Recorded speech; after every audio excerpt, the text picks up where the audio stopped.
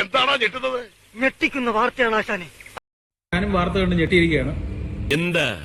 എന്താണ് സത്യം പറഞ്ഞു കഴിഞ്ഞാല് ഫാബ്രിക്കേറ്റഡ് കേസാണ്.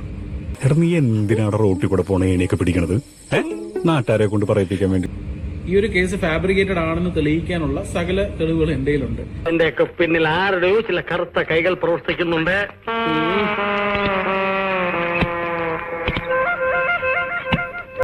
അപ്പോ അതിന് സമയമെടുക്കും.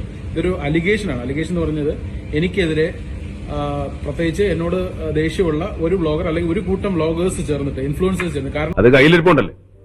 അല്ല, അത് ഇത്ര കഷ്ടമായി പോയിട്ടോ.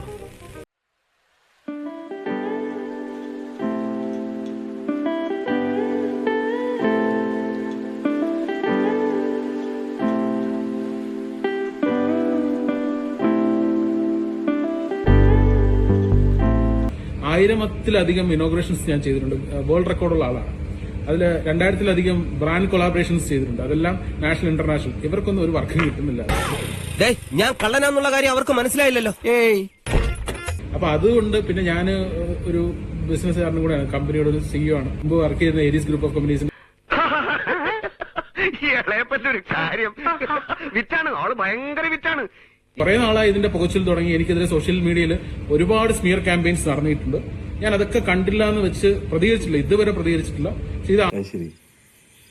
ഇത് ആദ്യമായിട്ടാണ് ഇങ്ങനൊരു പെണ്ണ് കേസ്. കാരണം ഒരാളെ ഒരു പെണ്ണ് കേസിൽ കുടിക്കുക, അല്ലെങ്കിൽ അവനെ ഒന്ന് ഇങ്ങനത്തെ ഒരു കേസ്, അല്ലെങ്കിൽ പോസ്കോ എന്നൊക്കെ പറയുമ്പോൾ ആൾക്കാർ ഇനി പ്രൊമോഷനോ ഇനോഗ്രേഷനോ ഒക്കെ വിളിക്കാൻ മടിക്കും.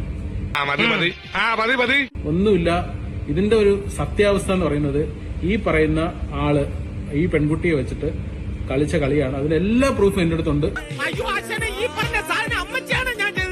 എനിക്ക് കൂടുതൽ അധികം ഒന്നും പറയാൻ പറ്റില്ല. കാരണം കോടതിയിൽ കേസുള്ളതുകൊണ്ട് എനിക്ക് ഒന്നും പറയാൻ പറ്റില്ല. അയ്യോ, അങ്ങനെ പറഞ്ഞൂടാ.